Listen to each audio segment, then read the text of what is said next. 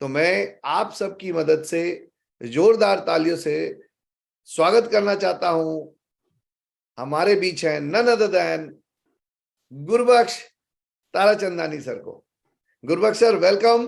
Thank you so much Anoop Gupta sir और सारी की सारी टीम। गुड मोदी के मॉर्निंग फ्रेंड्स। और दोस्तों, मेरा नाम है गुरबख्श ताराचंदानी, मुंबई से हूँ, रीजनल मैनेजर हूँ। अभी तक तो वेस्ट रीजन हैंडल करता था, अब नॉर्थ भी करता हूँ।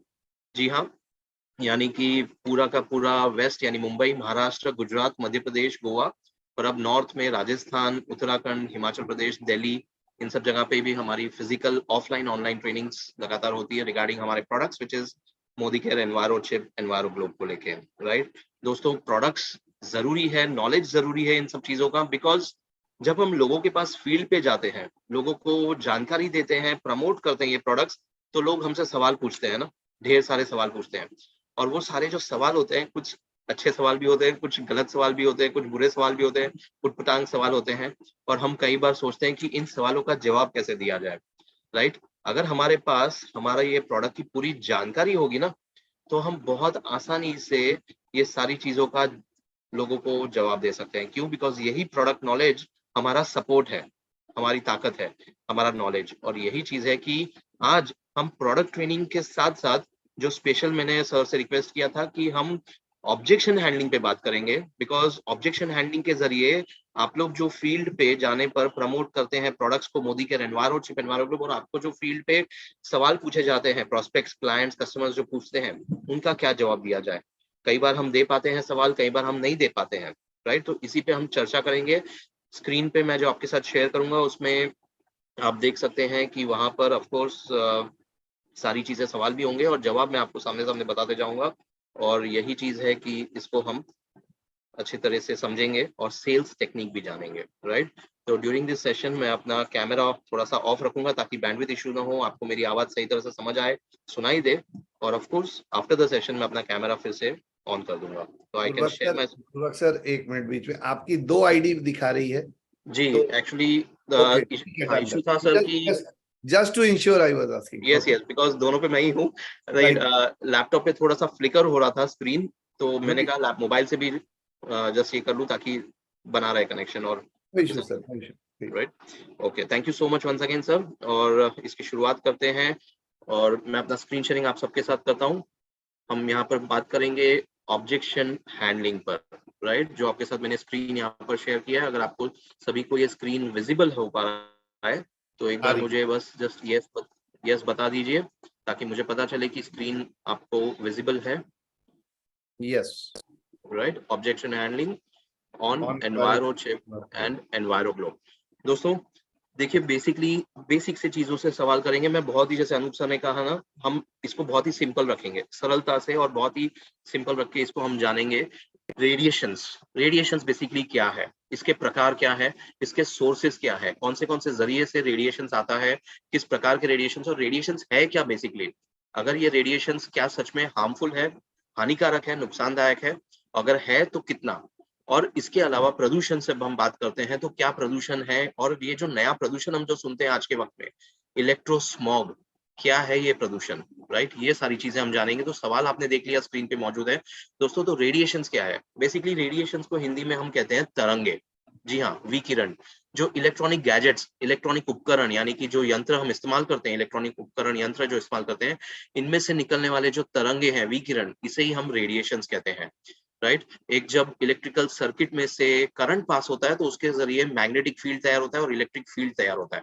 और यही चीज है कि दोनों जब एक साथ तैयार होता है, ये EMR उसे कहते हैं, इलेक्ट्रोमैग्नेटिक रेडिएशन, यानी कि चुंबकीय शक्ति और इलेक्ट्रिक शक्ति तक उसमें से जो निकलती है, उसकी वजह से इसे कहा जाता है इलेक्ट्रोमैग्नेटिक रेडिएशंस। राइट, अब रेडिएशंस के प्रकार क्या है, तो इस चीज को हम थोड़ा सा अगले स्क्रीन पे चले जाते हैं और आपको मैं बता दूं कि ये रेडिएशंस के प्रकार हैं। आप देख पा रहे हैं स्क्रीन पे दो अलग प्रकार के रेडिएशंस, नॉन आयोनाइजिंग और आयोनाइजिंग। दोस्तों, ये नॉन आयोनाइजिंग और आयोनाइजिंग रेडिएशंस क्या है, आप देख पा रहे हैं नॉन आयोनाइजिंग रेडिएशंस में AM, FM, TV, cell phones, radar, remote, TV remotes, light bulb, यहाँ तक की सारी चीजें जो है, इलेक्ट्रिक केबल लाइंस, ये सारी चीजें जो है, ये सब जो आ रहे हैं इस नॉन आयोनाइजिंग रेडिएशंस में आ रहे हैं। लो फ्रीक्वेंसी से लेके रेडियो फ्रीक्वेंसी, माइक्रोवेव और इंफ्रारेड सिग्नल्स, इसे हम नॉन आयोनाइजिंग कहते हैं। क्यों नॉन आयोनाइजिंग?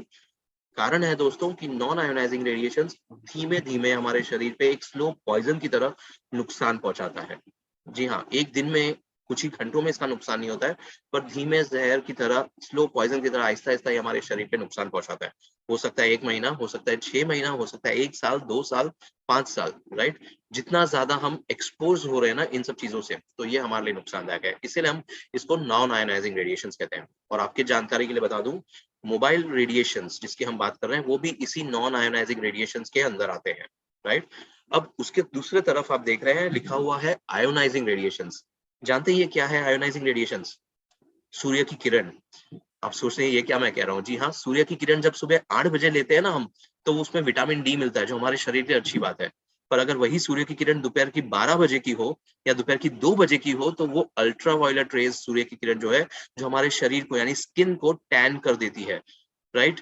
और उसके ही अलावा उससे बचाव करने के लिए हम क्या करते हैं? Sunscreen lotion, umbrella, caps, hats, sunglasses, ये सारी चीजें इस्तेमाल करते हैं, राइट? है ना?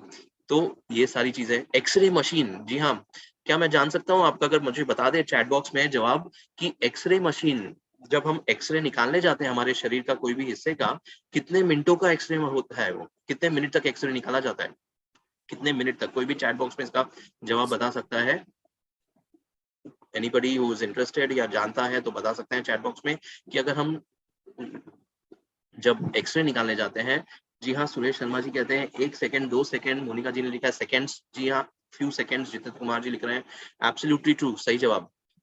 कुछ ही सेकंड, कुछ मिनट भी नहीं देते, 1 मिनट का भी एक्स-रे नहीं होता है। क्यों? बिकॉज़ अगर कुछ सेकंड से ज़्यादा, जैसे कि एक कैमरा में फ़ोटो क्लिक किया जाता है ना, एक इमेज निकाला जाता है, उसी तरह से एक्स-रे क्लिक किया जाता है। उससे ज़्यादा अगर एक्स-रे दिया जाएगा, तो वो उसका जो रेडिएशंस है, वो हमारे शरीर के अंदर मौजूद जो सेल्स हैं, कोशिकाएँ, उसे डैमेज कर देंगे, डेड कर देंगे। और यही कारण है कि एक्स-रे भी कुछ सेकंड्स के होते हैं। तो इस प्रकार का जो रेडिएशंस है ना दोस्तों, इसे कहते हैं आयोनाइज़िंग रेडिएशंस, जिसका नुकसान इमीडिएट हो रहा है, तुरंत हमारे शरीर पे। तो यही चीज़ें मैंने ये इमेज के ज़रिए आपको बताया कि रेडिएशंस के क्या प्रकार होते हैं, राइट? अब बात करते हैं, अगर हम जो पहले वाले स्क्रीन पे चले जाएँ तो, और क्या अलग-अलग प्रकार के पॉल्यूशंस हैं और इलेक्ट्रोस्मॉग क्या है? दोस्तों, प्रदूषण अगर हम 30 साल पहले तक की बात करें ना, तो जो 30 साल पहले तक जब हम प्रदूषण की बात करते थे, तो वो एक ही प्रदूषण था, जल, वायु, ध्वनि प्रदूषण। बस यही 3 प्रदूषण के बारे में हम जानकार थे। इलेक्ट्रोस्मॉग यानी कि रेडिएशंस का प्रदूषण, ये पिछले 30 सालों में पैदा हुआ है, डेवलप हुआ है। 30 साल पहले इलेक्ट्रोस्मॉग ऐसा कोई प्रदूषण था ही नहीं। और क्यों? बिकॉज़ पिछले 30 सालों में आप देखिए, साल 1995 से कंप्यूटर्स, मोबाइल फ़ोन्स जब से आने लगे हमारे ज़िंदगी में, तब से इन सब चीज़ों के ज़रिए रेडिएशंस जो पैदा हुआ है, ये इलेक्ट्रोमैग्नेटिक रेडिएशंस, यानी कि इसका जो प्रदूषण है, इलेक्ट्रॉनिक गैजेट्स, यंत्रों के ज़रिए निकलने वाला, इसे हम कहते हैं इलेक्ट्रोस्मॉग। स्मॉग ये शब्द हम सब जानते हैं ना, स्मॉग, एसएमओजी। स्मॉग का मतलब है स्मोक प्लस फॉग यानी कि स्मॉग। पर इलेक्ट्रोस्मॉग यानी कि रेडिएशंस का प्रदूषण दोस्तों, राइट? और ये पिछले 30 सालों में आया है। अब मुझे बताइए कि जो जल, वायु, ध्वनि प्रदूषण है, यानी कि एयर, वाटर और साउंड पॉल्यूशन, इसके लिए हमारे पास सॉल्यूशन है? आई एम श्योर आप सबके पास है, राइट? एयर पॉल्यूशन के लिए एयर प्यूरीफायर, वाटर पॉल्यूशन के लिए वाटर प्यूरीफायर, और साउंड पॉल्यूशन के लिए, जी हाँ, हम अपने घर के दरवाजे, खिड़की साउंड प्रूफ बना लेते हैं ताकि घर के बाहर का आवाज घर के अंदर ना आ सके। दोस्तों, जब आप एयर प्यूरीफायर इस्तेमाल करते हैं किसी कमरे में या पूरे घर में खिड़की दरवाजे बंद करके, तो वो एयर प्यूरीफायर हवा को प्योरीफाई करता है या फिर हवा को कम करता है? आई एम श्योर सिर्फ प्योरीफाई करता है ना, कम नहीं करता। अगर कम करेगा तो हम सांस कैसे लेंगे? ऑक्सीजन लेवल ही कम हो जाएगा। अगर बात करें वाटर फिल्टर की, वाटर प्यूरीफायर, तो वाटर प्यूरीफायर भी दोस्तों सिर्फ पानी को प्योरीफाई करता है, फिल्टर करता है, ना कि पानी के लेवल को कम करता है। उसी प्रकार से दोस्तों, हमारे पास हमारे मोदी केयर में सॉल्यूशन मौजूद है। मोदी केयर का एनवायरो चिप और एनवायरो ग्लोब, जो रेडिएशंस को प्योरीफाई करता है, फिल्टर करता है एक तरह से, ना कि उसे कम करता है, ना रोकता है, और ना ही उसे ब्लॉक करता है, राइट? तो ये सारी जानकारी है। तो आई एम श्योर जो पहले स्क्रीन पे हमने सवाल देखे, उसके सारे जवाब आपको क्लियर हो गए। ये सारी चीजों का आगे बढ़ते हुए, इससे क्या प्रॉब्लम्स होते हैं, क्या हेल्थ प्रॉब्लम्स हम फेस करते हैं, और क्या ये बच्चों के लिए नुकसानदायक है? जी हाँ, जो प्रॉब्लम्स हम फेस करते हैं आज के वक़्त में दोस्तों, जैसे कि अगर मैं ले चलूँ आपको अगली स्क्रीन पे, तो छोटे समय में होने वाले हेल्थ प्रॉब्लम, जैसे कि आप देख सकते हैं सर दर्द की बीमारी, भूलने की बीमारी, चिड़चिड़ापन, नींद की बीमारी, ये कुछ ही समय में, छोटे समय में होने वाले ऐसे हेल्थ प्रॉब्लम्स हैं जो आज के वक्त में सभी के साथ मौजूद हैं और सबके साथ हो रहे हैं, जिसे हम बहुत ही आसानी से नजरअंदाज करते हैं। और अगर लंबे समय में बात करें ना दोस्तों, तो हार्ट अटैक के cases, birth defects, brain tumour, cancer, low sperm count यानी इनफर्टिलिटी केसेस, ये सारी चीजें आज लंबे समय में बड़े हेल्थ प्रॉब्लम्स हैं जो सबके साथ और भी मौजूद हैं, राइट? ये सब तेजी से बढ़ रहे हैं। मैं ये नहीं कह रहा हूँ दोस्तों कि ये सारे हेल्थ प्रॉब्लम्स सिर्फ रेडिएशंस की वजह से है, जी नहीं, पर रेडिएशंस भी एक कारण है। इन सब चीजों में रेडिएशंस भी एक कारण है जिसकी वजह से ये सारे हेल्थ प्रॉब्लम्स हो रहे हैं। तो लोगों को ये चीजों के बारे में जानकारी दीजिए कि रेडिएशंस इन सब बीमारियों को और भी ज्यादा तेजी तेजी से बढ़ावा दे रहा है, तो है ना? तो ये चीजें हैं, लोगों को साथ जानकारी शेयर करें। और अगर हम बात करें तो बच्चों के ऊपर दोस्तों, बच्चों के ऊपर तो इसका नुकसान बड़ों के मुकाबले 5 गुना ज्यादा है, 5 टाइम्स। क्यों? बिकॉज छोटे बच्चे नाजुक हैं, स्किन त्वचा सेंसिटिव है, शरीर नाजुक है, तो इसकी वजह से छोटे बच्चों के ऊपर बड़ों के मुकाबले ये सारी चीजों का नुकसान 5 गुना ज्यादा है। इमेजिन करिए, आपने मोबाइल और सारी चीजें कब से इस्तेमाल करना शुरू की? कौन से साल के, उम्र के कौन से साल में आपने इस्तेमाल करना शुरू किया? आई एम श्योर 18 साल से ऊपर की उम्र होने पर ही, राइट? बहुत कम लोग होंगे जो 18 साल से कम उम्र में मोबाइल इस्तेमाल करना शुरू किया होगा, पर मैक्सिमम लोगों ने तो 18 साल की उम्र क्रॉस होने के बाद ही 20 साल, 22 साल, 25 साल, 30 साल में भी 35 साल में मोबाइल फोन इस्तेमाल करना शुरू किया होगा ना। क्यों? बिकॉज हमारे वक्त तो ये सारी चीजें थी ही नहीं। पर आज छोटे बच्चे पैदा होते बराबर ही सब इलेक्ट्रॉनिक चीजों से घिरे हुए हैं। तो सोचिए, इनके साथ तो पहले साल से ही, पहले दिन से ये सारी चीजें इस्तेमाल हो रही है, इनके इर्द गिर्द आसपास में इतने सारे रेडिएशन है, इलेक्ट्रॉनिक चीजें हैं। तो इमेजिन करिए कि इन छोटे बच्चों के ऊपर इसका क्या नुकसान हो रहा होगा, जिसका डाटा हमारे पास क्या, डॉक्टर्स के पास भी नहीं है। डॉक्टर्स इंतजार कर रहे हैं कि जब ये बच्चे 18 साल से ऊपर की उम्र के हो जाएंगे ना, तब जाके इनका जो रिसर्च होगा, स्टडी होगा ना, तब पता चलेगा कि इन्हें क्या-क्या अलग तरह की बीमारियां हुई है, जिसमें से रेडिएशंस की वजह से इन्हें कुछ ऐसे हेल्थ प्रॉब्लम्स हुए हैं। तो डॉक्टर्स भी इंतजार कर रहे हैं, बिकॉज़ ये सारी चीजें हैं। जनरेशन जो हम बोल रहे हैं ना, आज का जनरेशन ये सारी चीजों को इस्तेमाल कर रहा है। आजकल के बच्चे को तो मैं डिजिटल चिल्ड्रन कहता हूँ, बच्चे कहता हूँ, बिकॉज़ ये सारे बच्चे आज के पैदा होते बराबर ही इलेक्ट्रॉनिक चीज़ों से घिरे हुए हैं। और 1 साल की उम्र में ये सारी चीज़ें हम उनके साथ इस्तेमाल करना शुरू कर देते हैं, उन्हें देते हैं, थमा देते हैं हाथ में। और ऑफ कोर्स ना दें तो फिर हम जानते हैं बच्चों का क्या होता है, कितने ज़िद्दी और कितने गुस्से वाले, एग्रेसिव हो जाते हैं, राइट? यानी बच्चों के ऊपर इसका नुकसान बड़ों के मुकाबले 5 गुना ज़्यादा है दोस्तों। ये सारी जानकारी के साथ आगे बढ़ते हुए, क्या हमारे पास ऐसा कोई data, study, research materials, proofs है इन सब के बारे में हम जो लोगों को बता सकें? जी हाँ, ढेर सारे हैं, बहुत सारे हैं। स्टडी मटेरियल्स है, अलग-अलग देश क्या कदम उठा चुके हैं और प्रिकॉशनरी मेजर्स क्या ले जा सकते हैं, जो मोबाइल फ़ोन मैनुअल में कहा गया है, ये सारी चीज़ें आपके साथ स्क्रीन पे दोस्तों मैं शेयर कर रहा हूँ। जैसे कि डब्ल्यूएचओ, वर्ल्ड हेल्थ ऑर्गनाइजेशन, विश्व स्वास्थ्य संगठन ने साल 2011 में कहा था कि रेडिएशंस के ज़रिए कैंसर हो सकता है, पॉसिबली कार्सिनोजेनिक। इमेजिन करिए साल 2011 में, और आज हम कहाँ पर हैं? साल 2023 में, 12 साल पुरानी बात है। कितने लोगों को ये पता था, राइट? बीबीसी न्यूज़ में भी इसकी जानकारी दी गई है, बड़े-बड़े डॉक्टर्स के इंटरव्यूज़ लेकर। इतना ही नहीं, बड़े-बड़े देश तो कदम उठा चुके हैं, जैसे कि फ्रांस, इज़राइल, इटली, ताइवान, इन्होंने जो कदम उठाए हैं बड़े-बड़े देशों ने, जिसमें उन्होंने अपने बच्चों के schools, college, nursery, primary gardens, ये सब जगह पे किंडरगार्टन्स में वाई-फाई और वायरलेस डिवाइसेज़ बैन कर दिए हैं। ये जब सब चीज़ें हम कहते हैं ना, तो लोग कहते हैं सर ये तो बाहर के देश में कदम उठाए हैं, हमारे इंडिया में क्या हुआ है? हमारे भारत में क्या हुआ है वो बताइए, हम तो भारत देश में रहते हैं। तो दोस्तों आप देख सकते हैं स्क्रीन पे, भारत में राजस्थान हाई कोर्ट ने लॉ पास किया पूरे राजस्थान राज्य में कि स्कूल्स, कॉलेजेस और हॉस्पिटल्स के आस-पास में मोबाइल टावर न लगाया जाए, इंस्टॉल न किया जाए। इतना ही नहीं, कर्नाटका, बैंगलोर जैसे शहर में रेसिडेंशियल कॉलोनीज में और आसपास के जगहों पर सेल फोन को लिमिट के अनुसार लगाया जाए, इसकी परमिशन दी गई है रेस्ट्रिक्शंस के साथ। जी हाँ, और जहाँ से मैं हूँ ना दोस्तों, मुंबई, बृहन मुंबई म्युनिसिपल कॉर्पोरेशन, मुंबई की जो महानगर पालिका है, schools, colleges, old age home, वृद्धाश्रम, सीनियर सिटीजन होम्स, हॉस्पिटल्स, इनके आसपास के 100 मीटर के परिसर में, यहाँ तक कि बच्चों के जो गार्डन, प्लेग्राउंड्स हैं, उसके आसपास के 100 मीटर के परिसर में मोबाइल एंटीना और सारी चीजें न लगाया जाए। ये सब कदम हमारे भारत देश में उठाए गए हैं, जिनके बारे में लोगों को बताइए, राइट? और सबसे जरूरी जानकारी दोस्तों, सबसे जरूरी जानकारी आती है मोबाइल फोन मैनुअल के अंदर। जी हाँ, मोबाइल फोन जो बॉक्स हम जब खरीदते हैं मोबाइल, उसका जो बॉक्स होता है उसके अंदर एक छोटी सी किताब होती है, जिसमें जानकारी दी गई होती है कि मोबाइल का इस्तेमाल कैसे किया जाए। हमें तो पता है मोबाइल कैसे इस्तेमाल किया जाए, पर हम उसके अंदर एक नजरअंदाज कर लेते हैं चीज को, और वो है कि सेफ्टी प्रिकॉशंस का छोटा चैप्टर होता है जिसमें बताया जाता है कि ये मोबाइल में से कितना रेडिएशंस निकलता है और मोबाइल का इस्तेमाल कैसे किया जाए।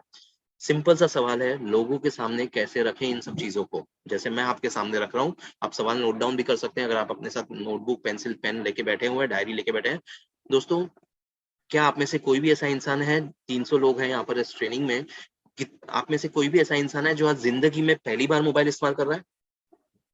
अनूप सर ना कर रहे हैं, सर हिलाते हुए, है ना? नो, एब्सोल्युटली कोई भी नहीं होगा जो आज जिंदगी में पहली बार मोबाइल इस्तेमाल कर रहा है। यानी कि हम सभी लोग कई सालों से मोबाइल इस्तेमाल कर रहे हैं। कितने साल से? 5 साल, 10 साल, 15 साल?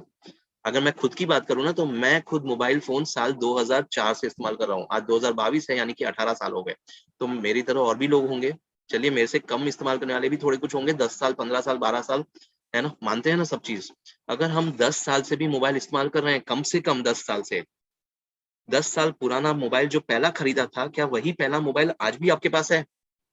मैं सवाल जो पूछते जा रहा हूँ ना, आप देखते जाइए कैसे उसको हम लिंक कर रहे हैं, नो। राइट? 10 साल पुराना मोबाइल आज भी हमारे पास नहीं है। अनूप सर ने कहा नो, क्यों? बिकॉज़ हमने 10 साल में कितने बार नए-नए मोबाइल फ़ोन खरीदे होंगे? हो सकता है साल में 10 साल में 10 बार, 10 साल में मे बी 5 बार, 10 साल में मे बी 3 बार या 4 बार, जो भी हमारी, राइट, जिस हिसाब से भी हमने लिया हुआ है।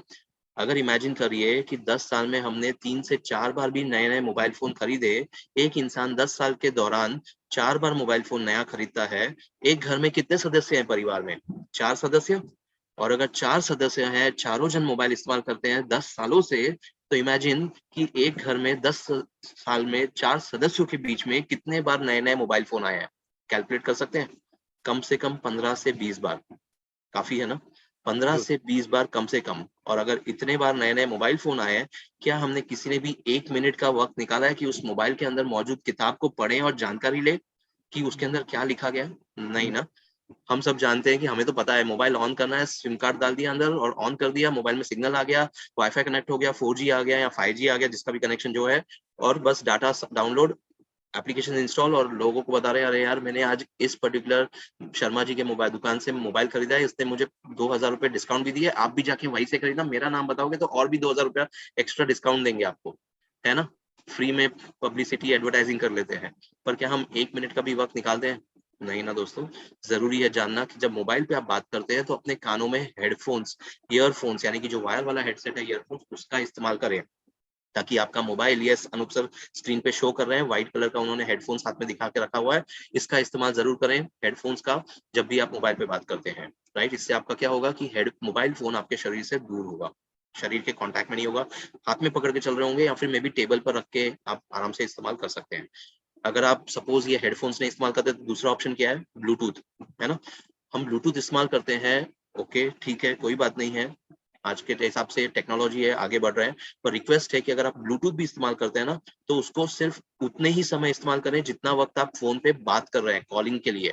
जब आपका कॉल खत्म हो जाता है ना, पूरा हो जाता है, फ़ोन रख देते हैं ना, तो कानों में से वो ब्लूटूथ हेडसेट या ईयरफ़ोन्स जो लगाया हुआ है ना गले में, तो ब्लूटूथ का, उसको निकाल के साइड में रख दें।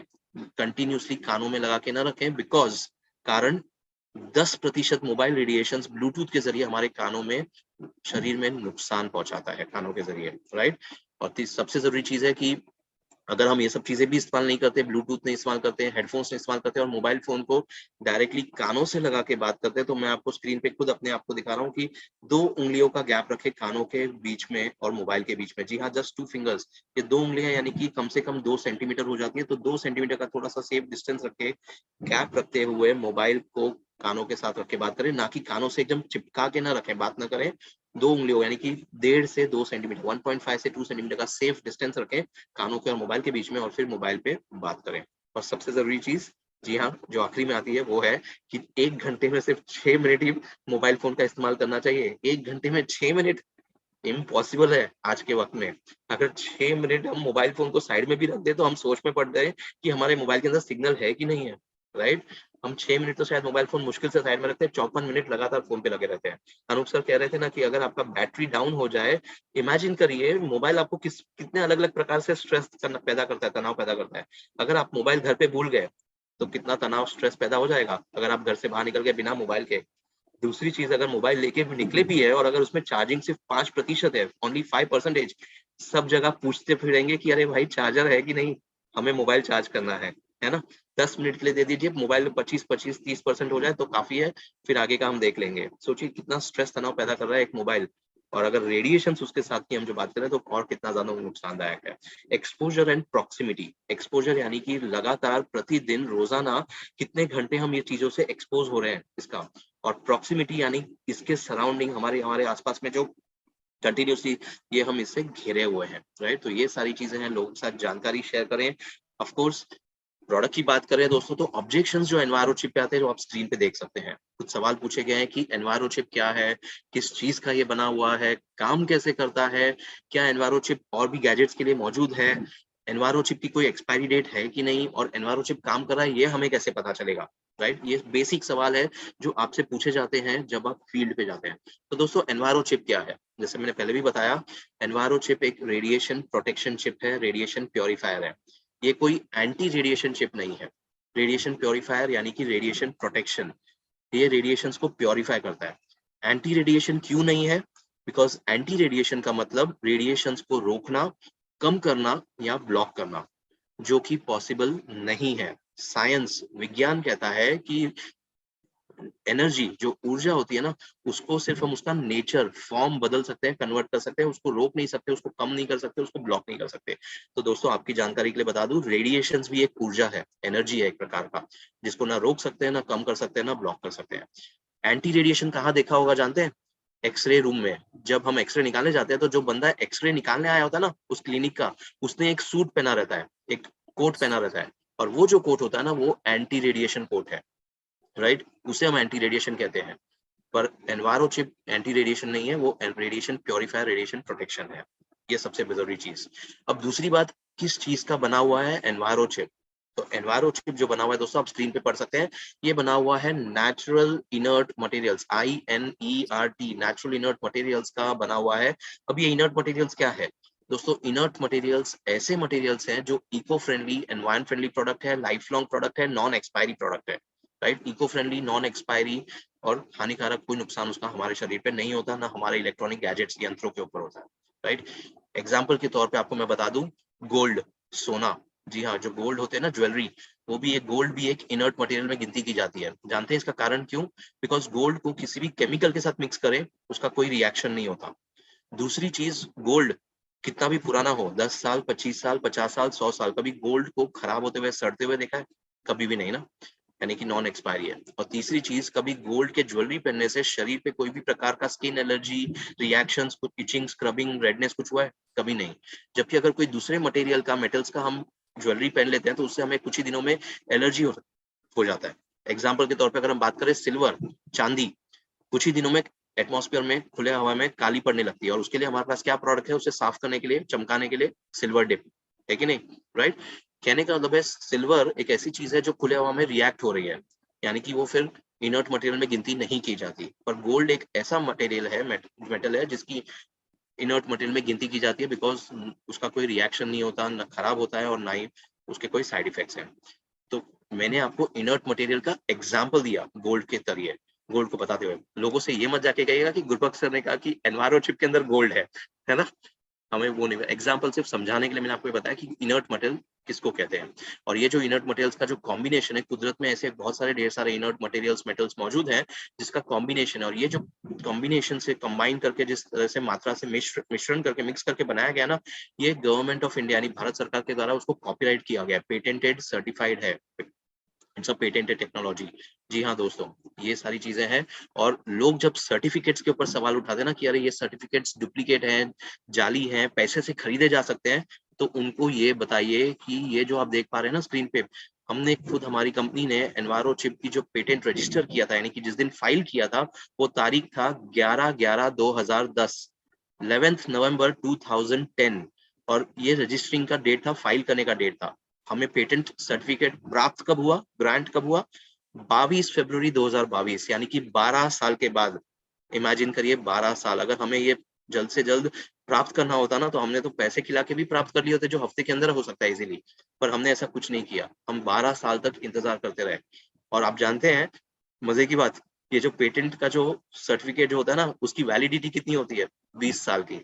और इसकी वैलिडिटी शुरुआत होती है 2010, जिस दिन हमने उसको फाइल किया, तो 2010 से लेकर 2030, और हमें पेटेंट सर्टिफिकेट प्राप्त कब हुआ? 2022 में। यानी हमारे पास आगे और 8 साल तक के लिए ये पेटेंट रजिस्टर्ड है, वैलिडिटी है हमारी इसकी। ऑफ कोर्स उसके बाद आगे रिन्यू किया जा सकता है, पर कहने का मतलब है जब लोग सवाल उठाते हैं ना, तो उनको ये बताइए, राइट? साथ ही साथ ये clinically, medically, scientifically tested product है। How does it work? Of course, तो उसके लिए मैं आपको ये स्क्रीन लेके चलता हूँ आगे, जहां आप देख सकते हैं कि रेडिएशंस जो होते हैं इलेक्ट्रॉनिक गैजेट्स में से, इस प्रकार के कंटिन्यूस सिग्नल्स होते हैं, कांस्टेंट वेव्स, लगातार निकलने वाले, राइट? ये कंटिन्यू सिग्नल्स है, कांस्टेंट वेव्स है, और हमारे शरीर का जो पैटर्न है वो रैंडम वेव्स है। हार्ट बीट, दिल की धड़कनें, दोनों अलग सिग्नल है। दो अलग सिग्नल जब हमारे शरीर में प्रवेश करते हैं, तो उसके वजह से हमारे शरीर में मौजूद जो सेल्स है, कोशिकाएं, वो नुकसान उन्हें पहुंचता है, जिसकी वजह से उनका आपसी तालमेल टूट जाता है, कम्युनिकेशन ब्रेक हो जाता है। और यही चीज है कि जब आपसी तालमेल, कम्युनिकेशन, सिंक्रोनाइजेशन ब्रेक हो जाता है ना, दिमाग और शरीर के बीच का, तो वही सेल्स, कोशिकाएं, स्ट्रेस यानी कि तनाव पैदा करते हैं। और यही चीज है दोस्तों कि रेडिएशंस बायोलॉजिकली शरीर में स्ट्रेस यानी तनाव पैदा कर रहा है, और हम उसे क्यों नहीं कम कर रहे, रोक रहे, ब्लॉक करें, जिसका साइंटिफिक कारण मैं आपको ऑलरेडी बता चुका हूँ, राइट? वो एक ऊर्जा है, एनर्जी। तो ये लोगों को बताइए। ऑफ कोर्स, क्या एनवायरो चिप अलग अलग चीजों के लिए मौजूद है? जी हाँ, एनवायरो चिप मोबाइल के अलावा लैपटॉप, टैब, आईपैड, वाईफाई, इन सब चीजों के लिए मौजूद है, जो आप स्क्रीन पे देख पा रहे हैं। मोबाइल पे किस तरह से लगाया जा सकता है, लैपटॉप पे किस तरह से लगाया जा सकता है, आईपैड या टैब के ऊपर, वाईफाई राउटर के ऊपर, तो सभी अलग अलग गैजेट्स के लिए एनवायरो चिप मौजूद है। क्या इसकी कोई एक्सपायरी डेट है? जी नहीं, non expiry, life long product है। जब तक आपके mobile, laptop, tab, iPad, wifi पे लगा रहेगा, काम करता रहेगा, राइट? साथ ही साथ और भी जरूरी चीज है कि ये काम कैसे करता है, हमें कैसे पता चलेगा कि कितना इफेक्टिव है। देखिए दोस्तों, बहुत सारे वीडियोस लोग शेयर करते हैं मुझे और बोलते हैं सर क्या हम ये रेडिएशन मीटर खरीद लें? एक्चुअल में वो जो आप वीडियो देखते हैं ना यूट्यूब पे, वो लाल रंग का, पीले रंग का, वो रेडिएशन मीटर नहीं, वो ईएमएफ टेस्टर है, जो 1500 रुपए का किसी भी इलेक्ट्रिकल हार्डवेयर स्टोर में उपलब्ध है आसानी से। और वो अगर आप किसी स्विच बोर्ड के पास, लाइट बल्ब के पास, टीवी यूनिट के पास, स्पीकर के पास, माइक्रोवेव के पास, कहीं पर भी ले जाए ना, फ्रिज के पास, तब भी वो ब्लिंक करेगा, राइट? तो वो मत इस्तेमाल करिए। रिक्वेस्ट है कि ऐसे वीडियोस को फॉलो मत करें। हम रेडिएशंस को तो रोक ही नहीं रहे, कम ही नहीं कर रहे, ब्लॉक नहीं कर रहे, तो फिर मेजर क्या करना है, कितना कम हुआ वो? हम काम कर रहे हैं हेल्थ के ऊपर, बिकॉज हमारा जो एनवायरो चिप प्रोडक्ट है दोस्तों, भले ही एक टेक्नोलॉजी की प्रोडक्ट है, पर ये काम करता है लोगों के हेल्थ के ऊपर, वेलनेस के ऊपर। और यही चीज है कि अगर वेलनेस इंडेक्स मेजर करना है आपको, तो हम इसको चेक कर सकते हैं कि आप जब ये सारी चीजें इस्तेमाल नहीं कर रहे हैं ना, एनवायरो चिप या एनवायरो ग्लोब, या इसके बगैर, जब ये सारी चीजें के बगैर आप सिंपल सा एक पल्स मॉनिटर मिलता है, ऑक्सीमीटर, जो मेडिकल स्टोर में मौजूद है। कोविड के दौरान हम सबने इस्तेमाल किया वो, अपनी हार्ट बीट और ऑक्सीजन लेवल चेक करने के लिए, मेडिकल स्टोर से खरीद के, जिसमें हम अपनी उंगली रखते हैं, फिंगर रख के चेक करते हैं कि हमारा ऑक्सीजन लेवल कितना है और हमारा हार्ट बीट क्या है। उसका इस्तेमाल करें। कब? दिन में 2 बार।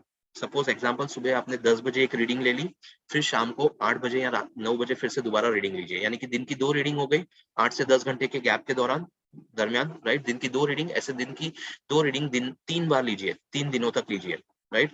3 डेज 2 रीडिंग्स एवरी डे, यानी कि कितने रीडिंग हो गए? 6 रीडिंग हो गए। सपोज आपका मिनिमम रीडिंग आया उसके अंदर 82, फिर आया कभी 86, कब आया 84, कब आया 89, कब आया 92, कब आया वापस 87। मिनिमम टू मैक्सिमम कितना हो गया? 82 से लेके 92। एवरेज क्या हो गया इसका? एवरेज हो गया तकरीबन 86, राइट? यानी कि एवरेज हार्ट बीट। आपको पता चल गया कि आपका एवरेज हार्ट बीट 86 है। अब एनवायरो चिप अपने गैजेट्स पे इस्तेमाल कर रहे हैं या घर में एनवायरो ग्लोब इस्तेमाल कर रहे हैं, तो उसके इस्तेमाल करने के बाद इसी प्रोसेस को फिर से दोहराइए, रिपीट करिए।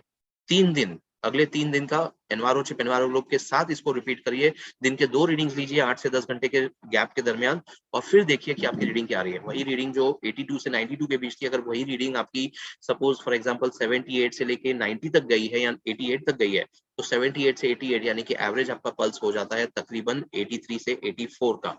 और वही जो पहले हार्ट बीट आपकी जो 87 थी या 86 थी, अगर वो कम होकर 83 हो रही है, तो इसको हम कम होना नहीं बोलते, इसको हम बोलते हैं इम्प्रूव होना। बिकॉज आइडियली 1 मिनट की जो दिल की धड़कन होती है ना, वो होती है 72, 72।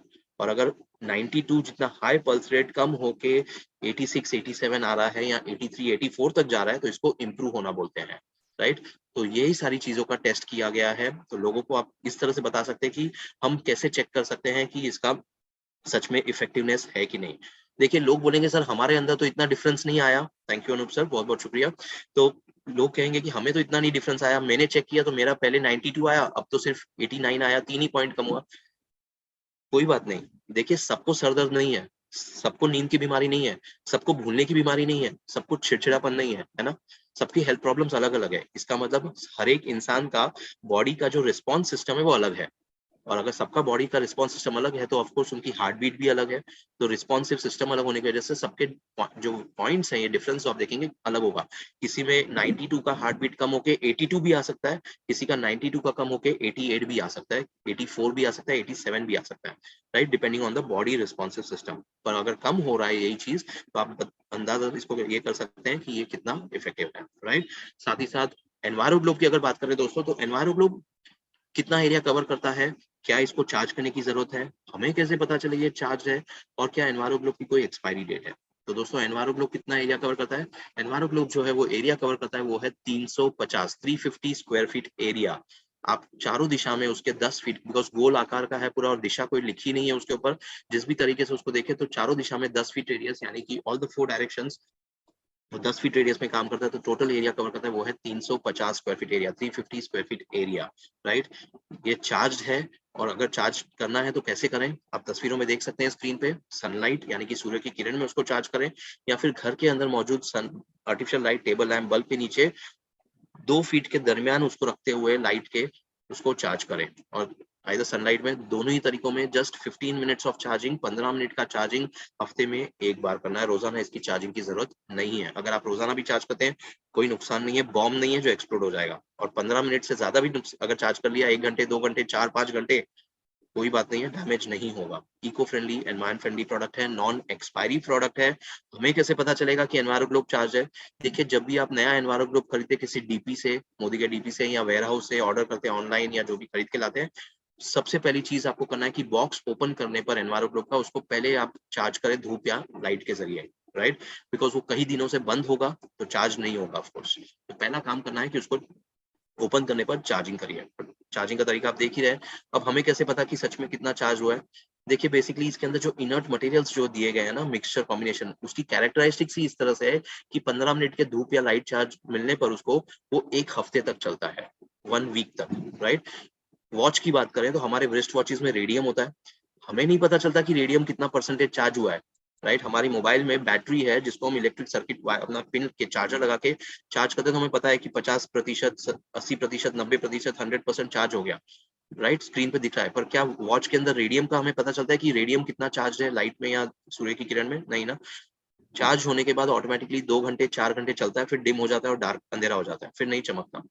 दोबारा लाइट मिलने पर चमकता है, यानी कि रेडियम की इफेक्ट कितनी है? 3 से 4 घंटे, राइट? उसी तरह से एनवायरो ग्लोब के अंदर जो मटेरियल इस्तेमाल किए हैं, उसकी 15 मिनट के धूप में या लाइट चार्जिंग के जरिए उसकी इफेक्ट रहती है 1 हफ्ते तक।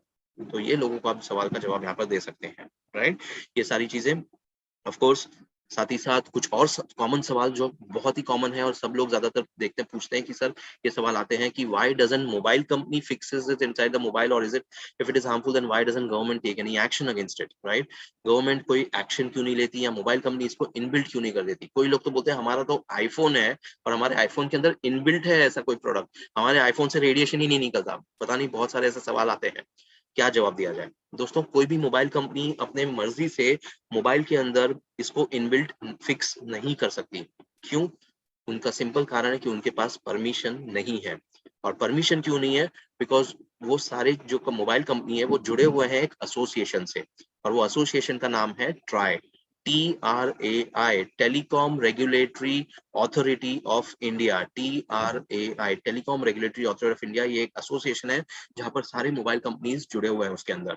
जब तक इस मोबाइल एसोसिएशन से, यानी ट्राई से, telecom regulatory authority of India से कोई ऐसा रूल रेगुलेशन नहीं आता, आदेश नहीं आता, तब तक वो इसको लागू नहीं कर सकते। अब सवाल आता है कि फिर मोबाइल ट्राई जो है वो क्यों नहीं इसे कंपलसरी करवा देती? वो कहती है कि गवर्नमेंट ने हमें कोई ऐसी सूचना या आदेश नहीं दिया है और गवर्नमेंट की तरफ से हमें नहीं आया। और गवर्नमेंट क्यों देगी? बिकॉज आज के वक्त में दोस्तों, मोबाइल इंडस्ट्री पूरे दुनिया में सभी देशों में नंबर 1 पैसे कमाने का जरिया है। टैक्स, मोबाइल के ऊपर जो टैक्स मिलता है ना गवर्नमेंट को, करोड़ों लोग मोबाइल इस्तेमाल कर रहे हैं, तो सोचिए उसके ऊपर टैक्स कितना जमा होता है। पहले के जमाने में, मोबाइल के पहले सिगरेट्स सबसे बड़ा जरिया था टैक्स कमाने का।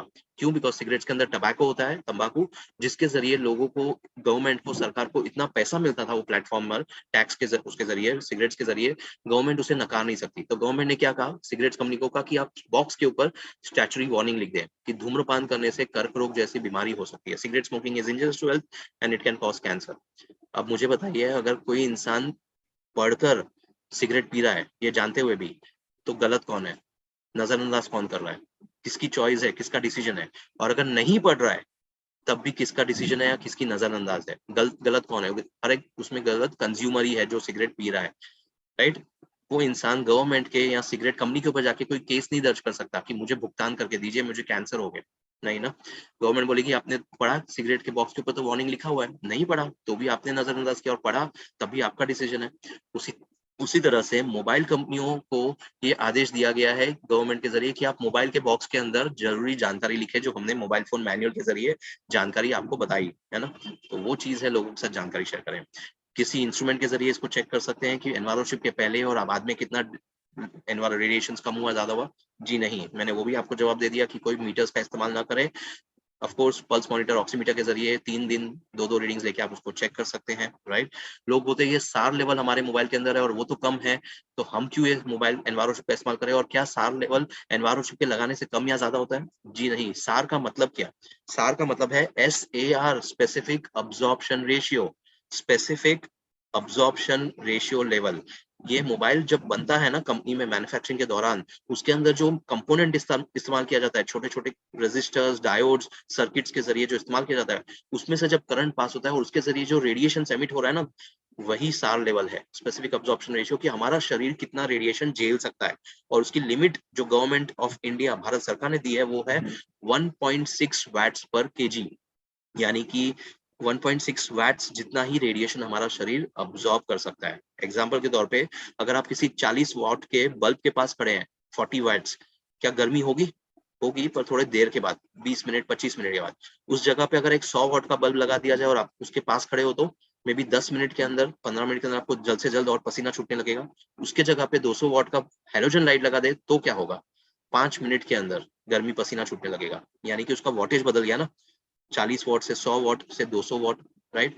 तो यही जो वॉट्स की हम बात करें ना, 1.6 वैट्स पर केजी, वही है कि उतना ही रेडिएशन हमारा शरीर झेल सकता है, पर कब तक? सिर्फ 6 मिनट प्रति घंटे। उसके बाद हमारा शरीर ये रेडिएशन नहीं झेल सकता 6 मिनट के बाद, और इसीलिए मोबाइल मैनुअल्स में कहा जाता है कि प्रति घंटे सिर्फ 6 मिनट ही मोबाइल का बात करने के लिए, टॉक टाइम के लिए इस्तेमाल करें। लोग बोलते हैं ये कॉस्टली मोबाइल फोन्स जो है इतने 2 लाख रुपए के आते हैं, ब्रांडेड मोबाइल फोन्स, इसमें से रेडिएशन से नहीं निकलता। दोस्तों, साधारण 500 या 1000 रुपए का मोबाइल फोन हो या 1 लाख या 2 लाख रुपए का महंगे से महंगा मोबाइल फोन हो, किसी भी मोबाइल कंपनी ने मोबाइल के अंदर इनबिल्ट नहीं किया है ऐसे कोई एनवायरो चिप, और साथ ही साथ हर एक मोबाइल में रेडिएशन है। आपके जानकारी के लिए बता दूं, सैमसंग, नोकिया, वीवो और जो भी दूसरे फोन्स हैं, राइट, वन प्लस, ये सारी चीजें इसकी हम बात करें, ये हर 8 सेकेंड, एवरी 8 सेकेंड्स में मोबाइल और मोबाइल टावर के बीच में कम्युनिकेशन सिग्नल ट्रांसमिट होते रहता है। Every 8 second, 8 second, right.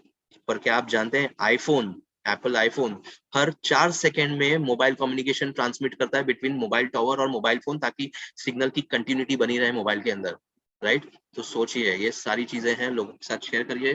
कोई भी मोबाइल फोन हो, सादा 500 से 1000 रुपया या 2 लाख रुपए का मोबाइल फोन, सभी मोबाइल फोन रेडिएशन एमिट करते हैं। ये सारी चीजें हैं जो कॉमन सवाल आते हैं। तो ये सारी चीजें हैं। हमारा प्रोडक्ट मार्केट के मौजूद अन्य प्रोडक्ट से कैसे बेहतर है?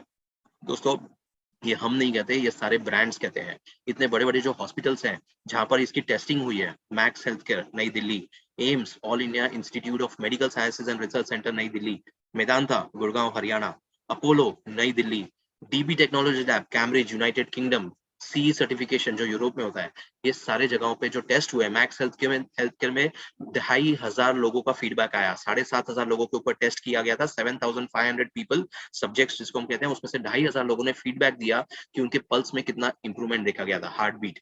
एम्स में, all India Institute of Medical sciences research centre में, ब्रेन वेव्स, ब्रेन में से निकलने वाले अल्फा थीटा वेव्स हैं, उसको कैसे स्टेबल, शांत रखा जाए ताकि हम कामनेस रहे, हमारे अंदर शांति बने रहे, दिमाग में हम गुस्से वाले ना हो, इसके ऊपर एम्स में 3 साल तक लगातार टेस्ट चला। मेदांता गुड़गांव में HRV, हार्ट रेट वेरिएबिलिटी यानी कि दो दिल की धड़कनों के बीच का जो गैप है, स्पेसिंग, उसको कैसे इंप्रूव कर सकते हैं।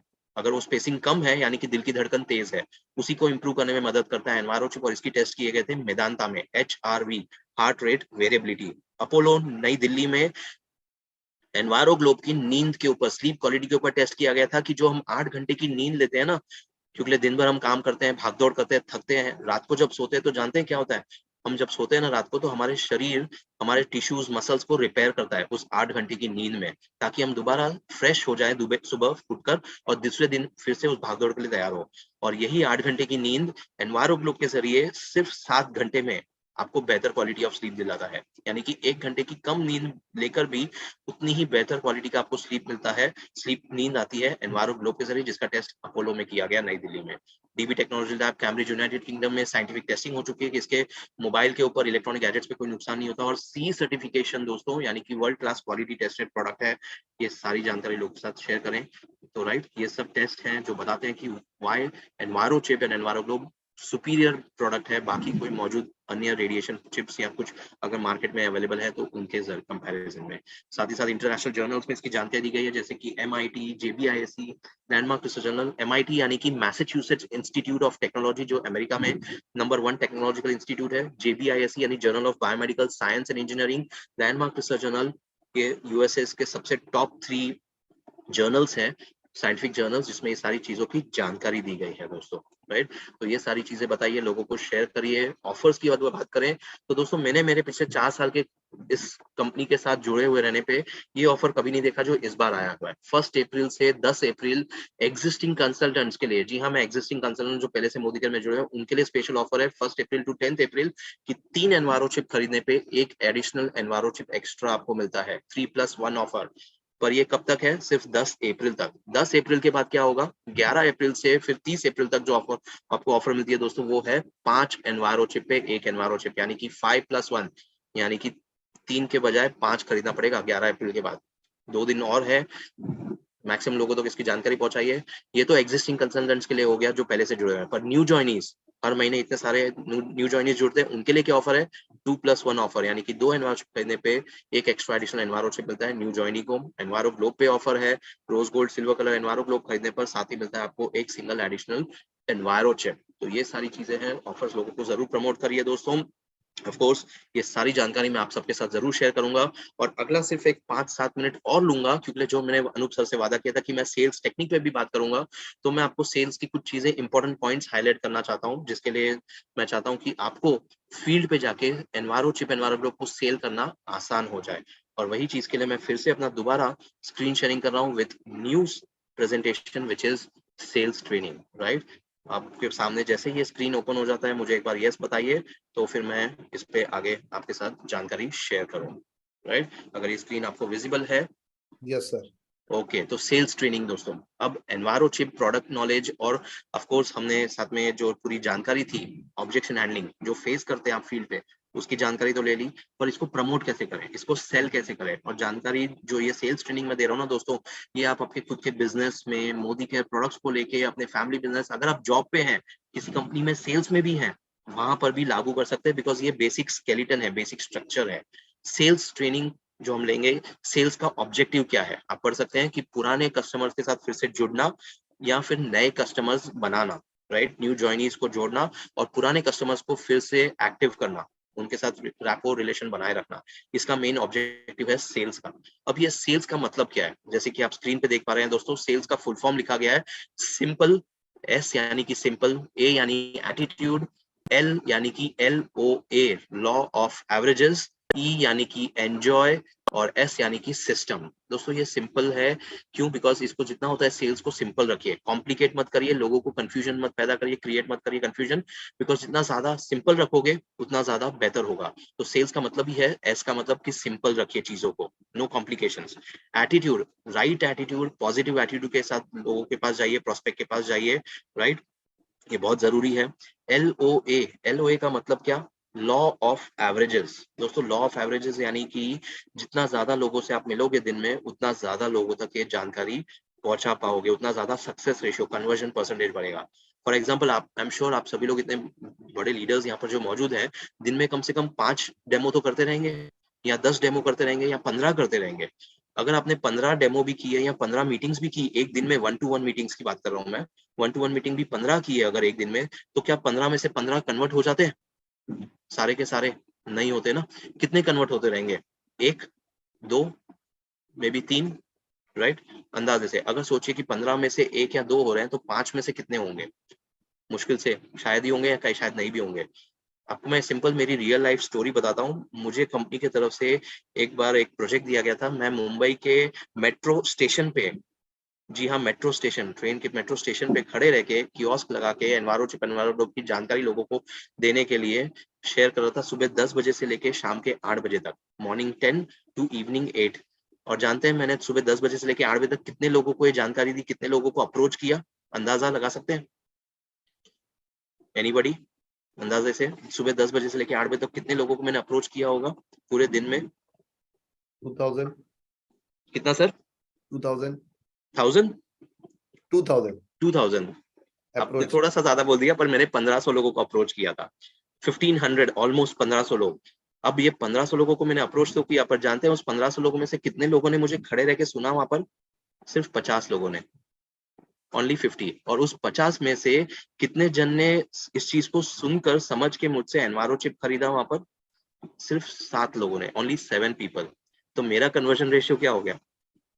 समझ सकते हैं आप? 50 में से मत करिएगा, 1500 में से करिएगा, तो सोच सकते हैं कि कितना, मतलब लॉ ऑफ एवरेजेस का मतलब है कि जितना ज्यादा आप लोगों को मिलेंगे, अप्रोच करेंगे, मीटिंग करेंगे, उतना ज्यादा आपका कन्वर्जन सक्सेस रेशियो होगा। जब आप काम कर रहे हैं तो उस काम को जरूर एंजॉय करिए। जी हाँ, सिस्टम को फॉलो करिए, सिस्टम को ब्रेक मत करिए, सिस्टम के अंदर रह के, दायरे में रह के, सिस्टम के साथ रह के फॉलो करते हुए काम को करिए। स्टेप्स क्या है? 8 कदम आज सबसे सक्सेस के। Great attitude, think positive. जी हाँ, सही एटीट्यूड और पॉजिटिव एटीट्यूड माइंडसेट के साथ जाइए। Safe guard your attitude. सामने वाले को हमेशा आप इस तरह से देखिए कि वो आपके बराबर या आपसे ज्यादा समझदार, होशियार, नॉलेजेबल है। अगर कई बार हम अपने आप को सोचते हैं ना कि हम बहुत बड़े नॉलेजेबल पर्सन है और हमें सब कुछ पता है, पर कई बार सामने वाले इंसान के पास इतनी नॉलेज होती है कि वो हमें भौचक्का कर देता है और हम हैरान हो जाते हैं कि अरे इसका जवाब क्या दें। तो इसके लिए ओवर कॉन्फिडेंस या रॉन्ग एटीट्यूड के साथ मत जाइए, सही एटीट्यूड के साथ आगे ऑफ कोर्स बढ़िए।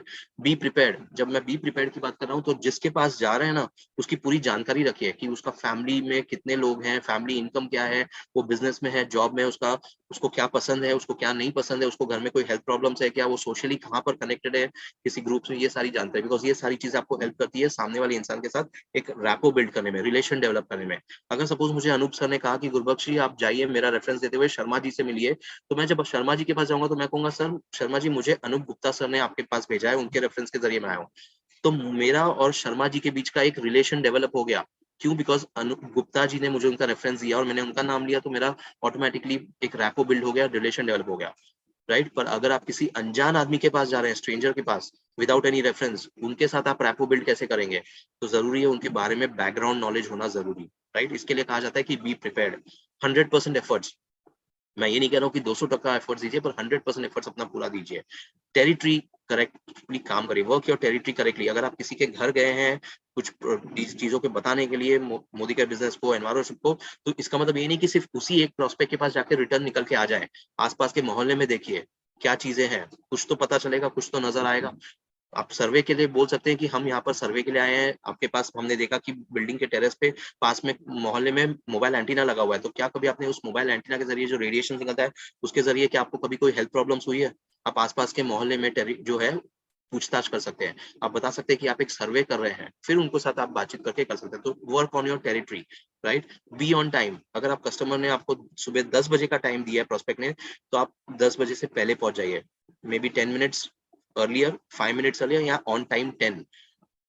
कस्टमर आपको ये नहीं करेगा कि अरे सर आप 10 के पहले आ गए, आप 10 बजे आने वाले थे, रुक जाइए बाहर ही, और बाद में 10 बजे के बाद मैं अंदर लूंगा। ऐसा तो नहीं कहेगा ना कस्टमर। कस्टमर आपको जानेगा कि आपके लिए बिजनेस कितना इंपॉर्टेंट है, जो आप टाइम से पहले उधर पहुंच गए, राइट? तो वर्क बी ऑन टाइम। अगर आप लेट जाते हैं, 10 बजे के बजाय 10:15 बजे या 10:30 बजे पहुंचेंगे, कस्टमर बोलेगा अरे सर मैंने तो आपको 10 बजे बुलाया था, 10:30 बजे मेरी दूसरी मीटिंग है, अब तो मैं नहीं मिल सकता हूँ आपको, आप अगली बार आइए। नुकसान किसका हो गया? हमारा, right? No why you are here, what you are doing. आप किस चीज के लिए गए हैं, किस मकसद के लिए गए हैं, वो जरूरी है। बिकॉज कई बार होता है कि बातचीत करते करते हम किसी और टॉपिक पे चले जाते हैं और गप्पे शप्पे मार के आ जाते हैं, और जो चीज के लिए हम गए हैं वो साइड में रह जाता है। राइट। तो ये जरूरी चीज है, कंट्रोल रखिए सिचुएशन का अपने हाथ में, टेक कंट्रोल, ये जरूरी चीजें हैं ऑफ कोर्स। और ये जो आखिरी के जो 5 स्टेप्स हैं जो आप देख पा रहे हैं, ये 5 स्टेप्स क्या है दोस्तों? ये 5 स्टेप्स है कि जो आप देख रहे हैं ना यहाँ पर कि 5 स्टेप्स ऑफ सेल्स में सबसे पहला क्या है? सबसे पहला है कि हम इंट्रोडक्शन, अटेंशन पाना चाहते हैं। 5 स्टेप्स ऑफ सेल्स, और आपको बता दूं ये 5 स्टेप्स ऑफ सेल्स मैंने नहीं बनाया है, ये जो फादर ऑफ नेशन, जैसे महात्मा गांधी कहते हैं ना फादर ऑफ नेशन, वैसे ही सेल्स के जो गुरु हैं फिलिप्स कॉटलर, जी हाँ फिलिप्स कॉटलर जो सेल्स के गुरु हैं, उन्होंने ये 5 स्टेप्स बनाया है जिसको हम कहते हैं आइडास मॉडल। अब आप सोचेंगे ये आइडास क्या है? दोस्तों आइडास आप देख सकते हैं, इंट्रोडक्शन के पास लिखा हुआ है अटेंशन, प्रेजेंटेशन के पास लिखा हुआ है इंटरेस्ट, शॉर्ट स्टोरी के पास लिखा हुआ है डिजायर, क्लोज के पास लिखा हुआ है फोर्थ में एक्शन, और रीहैश के पास लिखा हुआ है सेटिस्फैक्शन। अब ये जो हर एक का जो पहला शब्द है ना, अटेंशन का ए, इंटरेस्ट का आई, डिजायर का डी, एक्शन का ए और सेटिस्फैक्शन का एस, जोड़ दीजिए इसी को, AIDAS, आइडास मॉडल कहा जाता है इसको। जी हाँ, 5 स्टेप्स ऑफ सेल्स या आइडास मॉडल। इंट्रोडक्शन क्यों जरूरी है? सामने वाले का ध्यान बटोरने के लिए, अटेंशन पाने के लिए। प्रेजेंटेशन क्यों जरूरी है? ताकि हम लोगों के अंदर इंटरेस्ट जगा सके हमारे साथ। शॉर्ट स्टोरी जरूरी क्यों है? टेस्टिमोनियल शॉर्ट स्टोरी बताना अपना खुद का एक्सपीरियंस, लोगों के अंदर इच्छा जागरूक करना।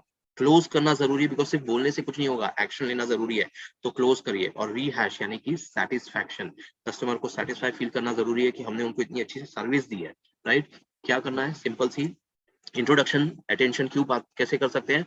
Greeting with good tone of voice, जैसे कि एग्जांपल के तौर पे अगर मैं हम ऑफ कोर्स यहाँ पर तो हम अभी 300 लोग हैं, तब पर अगर आप 1-to-1 मीटिंग कर रहे हैं तो आप देखिएगा आपकी टोन ऑफ वॉइस क्या होनी चाहिए। जैसे मैं अभी नॉर्मल टोन ऑफ वॉइस पे बात कर रहा हूँ, अगर आप बड़े इसमें ऑडिटोरियम में मीटिंग दे रहे हैं तो वहां पर आप ऑफकोर्स जोर से चिल्ला के बात करते हैं, राइट।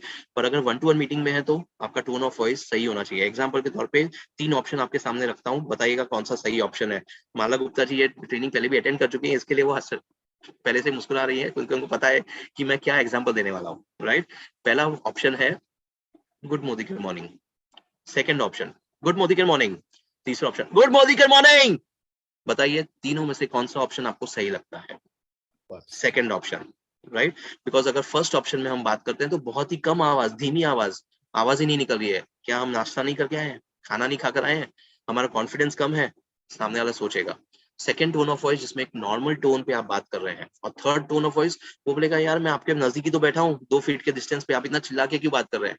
तो टोन ऑफ वॉइस एक नॉर्मल होना चाहिए, राइट। सी प्रिंसिपल, SEE, सी का मतलब क्या? सी का मतलब, एस का मतलब है स्माइल, मुस्कुराइए, थोड़ा सा स्माइल रखिए चेहरे पे, अच्छा लगेगा सामने वाले को। ई, आई टू आई कॉन्टैक्ट। और दूसरा जो ई है वो है एंथुजियाज्म, यानी कि एनर्जी, अपनी energy level, enthusiasm, eye to eye contact और स्माइल, इस सब चीजों के साथ आप सामने वाले को अपने आप के बारे में इंट्रोड्यूस करिए, उनके हालचाल पूछिए, उनका फैमिली बैकग्राउंड उनके साथ पूछिए। वो कुछ अगर चीज बता रहे हैं कि मैंने अपने बेटे को बाहर भेजा हुआ है कनाडा पढ़ाई करने के लिए या ऐसी चीज, उसको अप्रिशिएट करिए, एक्नॉलेज करिए, उन्हें भी अच्छा लगेगा। ये मत बताइए अरे हाँ कौन सी बड़ी बात है सर, सभी के बच्चे जाते हैं कनाडा, इसमें कौन सी बड़ी बात है। उनको बोलिए अरे वाह क्या बात है सर, यानी कि आपने इतनी फ्यूचर प्लानिंग करके रखी है अपने बेटे के बारे में, अप्रिशिएट दैट। उसके साथ इन चीजों पे बात करिए, बैकग्राउंड के बारे में, फैमिली, पर्सनल, ऑर्गेनाइजेशनल, यानी कि बिजनेस को लेके, कामकाज को लेके, तो रैपो बिल्ड करने में आसान होगा और इसके जरिए आप अटेंशन, सामने वाले का ध्यान बटोर सकते हैं, प्राप्त कर सकते हैं। सेकंड चीज प्रेजेंटेशन, क्वालिफाइंग क्वेश्चंस, सिंपल सा चीज है सर। अनुगुप्ता सर आपके साथ इसको मैं एक्सपेरिमेंट करता हूँ यहाँ पर। क्या सर आप मोबाइल इस्तेमाल करते हैं? यस। सर क्या आपके घर में सभी लोग मोबाइल इस्तेमाल करते हैं? यस। क्या आपको मोबाइल में से निकलने रेडिएशंस के बारे में जानकारी है? नॉट हाँ सो, या ना? मैक्सिमम लोग ये बोलेंगे कि ज्यादा नहीं है। ज्यादा नहीं है, मतलब या यस या तो ना, राइट। आप जानते हैं रेडिएशंस होता है मोबाइल में से, राइट। यस। ये तो ये जो मैं ऐसे छोटे बेसिक सवाल पूछे, इनका सवाल का आपने जवाब देखा अनूप सर ने क्या दिया? या तो यस या तो फिर नो आएगा। इसके ऊपर कोई चर्चा नहीं हुई, डिस्कशन नहीं हुई, तो इसको कहते हैं qualifying questions, close ended questions, जिसके ऊपर कोई चर्चा डिस्कशन नहीं होता है। यस या तो नो में इसका जवाब दिया जा सकता है, राइट। रिलेशनशिप रैपो बिल्ड करने के लिए आपको और जो मदद मिलती है वो है फॉर्म अप्रोच के जरिए। अब ये फॉर्म क्या है? ऑफ कोर्स एफ यानी कि फैमिली, ओ यानी कि ऑर्गेनाइजेशन, ऑक्यूपेशन जिसको हम कहते हैं बिजनेस जॉब के जरिए, उसके ऊपर आप डिस्कस कर सकते हैं। आर यानी कि रिक्रिएशन, वो सोशली कहाँ पर कनेक्टेड है और भी। और एम यानी कि मोटिवेशन, उनको किस चीज से मोटिवेट होता है, किसी लीडर को फॉलो करते हैं, किसी मोटिवेशनल लीडर को, किसी स्पिरिचुअल लीडर को, कोई बुक्स पढ़ के मोटिवेट होता है, तो उनका इंटरेस्ट क्या है, इन चीजों के ऊपर आप डिस्कस कर सकते हैं। तो फिर से दोहराता हूँ, FORM, फॉर्म अप्रोच यानी कि family, occupation, recreation and motivation. ये सारी चीजें, कंपनी के अपडेट्स बताइए उनको, ये सारी चीजें करिए ताकि इंटरेस्ट बना रहे सामने वाले का प्रेजेंटेशन के जरिए, राइट। तीसरी चीज है शॉर्ट स्टोरी, डिजायर, उनको बताइए क्या हेल्थ प्रॉब्लम्स हो रहे हैं, इसका कारण क्या है और सॉल्यूशन हम आपको प्रोवाइड कर रहे हैं, राइट। ये सारी चीजें लोगों के साथ शेयर करिए, उनको जानकारी दीजिए, अपसेल करिए। अगर उन्होंने मोबाइल के लिए एनवायरनशिप मांगे तो इसका मतलब ये नहीं कि सिर्फ आप मोबाइल एनवायरनशिप प्रमोट करके आ जाए, उनको यहाँ दिलवा के देकर आ जाए। उनको बोलिए सर हमारे पास लैपटॉप के लिए भी है, टैब आईपैड के लिए भी है, एनवायरो ग्लोब भी है, इसको हम कहते हैं upselling and cross selling, right. ये सारी चीजें आप लोगों के साथ शेयर करें, उनको बताएं कि शॉर्ट स्टोरी, जिससे उनकी इच्छा जागृत होगी इन चीजों के बारे में खरीदने पर, और ये सारी चीजों का। तो ये सारी चीजें बहुत जरूरी है, क्रॉस सेलिंग, अपसेलिंग बहुत जरूरी है, सारी चीजों को शेयर करते हुए। फोर्थ पार्ट जो है, चौथा पार्ट, वो है क्लोज, एज्यूम द सेल्स। एक होता है डायरेक्ट, इनडायरेक्ट सेल्स, दो होते हैं। इनडायरेक्ट सेल्स यानी कि बड़े बड़े कंपनियों में HR बोलती है कि आप मुझे मेल भेजिए, हम उसको आगे मैनेजमेंट को भेजेंगे, वहां से जब आएगा रिप्लाई तो हम आपको कहेंगे आगे, तो वो इनडायरेक्ट हो गया। पर डायरेक्ट सेल्स यानी कि इम्पल्स बाइंग, आप लोगों के पास जब जाते हैं तो उनको बताइए कि सर आज ये ऑफर का आखिरी दिन है, आज रात 12 बजे ऑफर क्लोज हो जाएगा। इससे क्या होगा, इम्पल्स बाइंग, जिससे आपका कन्वर्जन रेशियो बढ़ेगा। पुश मत करिए, जबरदस्ती मत थमा के आइए लोगों को कुछ चीज पर, सटल तरीके से सॉफ्टली उनको पुश करिए इस चीज के लिए। जो भी जवाब देना है कॉन्फिडेंट जवाब दीजिए उनको, ये सारी चीजों को, इसको हम कहते हैं डायरेक्ट सेल्स क्लोज करना, डायरेक्ट क्लोजिंग, राइट। और एज्यूम करें कि सर आपने बहुत अच्छा डिसीजन लिया, आपका टोटल जो enviro chip, mobile, laptop, tab का है, इतना बनता है सर, बताइए कि आप पेमेंट किस तरह से करेंगे, चेक पेमेंट देंगे, कैश देंगे, गूगल पे करेंगे, पेटीएम करेंगे। जब आप ये सारी चीजें पूछ रहे हैं ना, सामने वाला इंसान सोच में पड़ेगा कि अरे हाँ मुझे पेमेंट कैसे करना है, यानी कि सेल्स को आप क्लोजिंग की तरफ लेके जा रहे हैं इन चीजों को। तो ये चीजें आप कर सकते हैं, assuming the sales to be closed. And आखिरी का जो है वो है रीहैश, यानी कि सेटिस्फैक्शन। समराइज करिए शॉर्ट में, इन जस्ट 2-4 मिनट में फिर से उनको समराइज करिए, जानकारी दीजिए। उन्होंने जो डिसीजन लिया उनको बताइए कि अनूप गुप्ता सर आपने बहुत अच्छा डिसीजन लिया कि आपने एनवायरो चिप खुद के लिए और पूरे परिवार के लिए लिया है। अगर आपकी जगह पर मैं होता तो शायद मैं भी यही डिसीजन ले पाता। Sir thank you so much, आपका बहुत बहुत शुक्रिया, आपने ये ऐसा डिसीजन लिया, आई रियली अप्रिशिएट। कितना अच्छा लगेगा सामने वाले को, फील गुड फैक्टर आएगा। रेफरेंस खुद मिल जाएगा आपको। अब अनूप सर मुझे खुद कहेंगे कि गुरुबख्श जी मेरा नाम लीजिए और मैं आपको 4 नाम और देता हूँ, उनके पास चले जाइए, उनको भी एनवायरो चिप के बारे में बताइए। आपको कस्टमर ढूंढना नहीं पड़ेगा, ऑटोमेटिकली आपको कस्टमर रेफरेंसेस मिल जाएंगे ऑटोमेटिकली। और जब वो मिल जाएंगे ना, तो आप खुद पॉजिटिवली नेक्स्ट कस्टमर के पास जाएंगे, उतना अच्छे से, उतने अप मूड में, राइट। यानी कि कितना अच्छे से आप उसको, ये लोगों को ये सारी जानकारी दे सकते हैं। और एक चीज है सबसे आखिरी का 2 मिनट, वो है कस्टमर आइडेंटिफिकेशन। जी हाँ, कस्टमर की पहचान करना। आप में से कितने लोग कस्टमर के पास जाते हैं, प्रोस्पेक्ट के पास, और फिर जब कस्टमर प्रोस्पेक्ट आपको इतना सारा डेमो और सारी चीजें दिखाता है और उसके बाद 2 घंटे 3 घंटे देने के बाद आपसे कुछ भी नहीं खरीदता, होता है कि नहीं होता? ये सारी चीजें अक्सर होती है ना, ये सारी चीजें। और 2 घंटे बाद कुछ भी ना खरीदने के बाद जब हम निराश होकर निकलते हैं, फिर हम सोचते हैं कि आज हमें 5 कस्टमर को मिलना था, पर अब तो पहला ही कस्टमर ऐसा मिल गया, तो छोड़ दीजिए, हम नई शुरुआत कल करेंगे, है ना, नए तरीके से। हम ये जरूर सोच के चलते हैं। ऐसे वक्त में कस्टमर आइडेंटिफिकेशन जरूरी है, कस्टमर की पहचान होना। और कस्टमर कैसे पहचान किया जाता है? कितने लोग आप में से पत्ते खेलते हैं, ताश खेलते हैं, जस्ट एक नॉर्मल गेम नहीं खेलते? खेलते हैं। सर आखिरी के 3 पत्ते कौन से होते हैं, बता सकते हैं? आखिरी के 3 पत्ते, लास्ट के।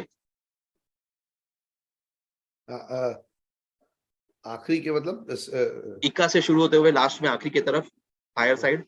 गुलाम, यस, बादशाह। एब्सोल्युटली। गुलाम, बेगम और बादशाह, जैक, क्वीन और किंग। आपको बता दूं, कस्टमर भी इसी 3 प्रकार के होते हैं। जी हाँ, आप सोच रहे हैं कि गुरुबख्श सर ये क्या बता रहे हैं, पर जी हाँ, कस्टमर भी 3 प्रकार के होते हैं, जैक, क्वीन और किंग।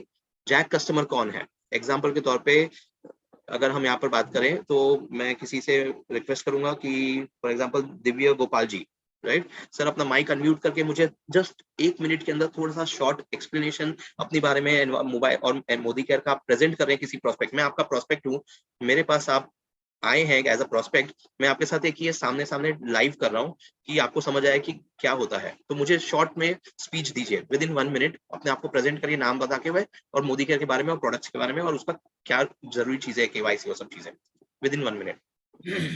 नमस्ते गुरुबख्श साहब, मैं मोदी केयर इंडिया से हूँ, दिव्या गोपाल सिंह। और मैं एक अवेयर पर काम कर रहा हूँ कि कैसे अच्छा सर, एक मिनट आपसे मैं जानना चाहता हूँ, आप तो अभी अभी बाहर से आए हैं, मैंने आपको पानी तक नहीं पूछा, आप क्या पानी या कुछ लेना चाहेंगे? चाय पानी कुछ लेंगे सर? चाय कॉफी? बिल्कुल, पानी आप पिला रहे हैं तो हमको पानी बहुत ठीक है, पसंद है। ओके सर, आप आगे बढ़ सकते हैं। Thank you. पानी पिलाने के लिए बहुत बहुत धन्यवाद।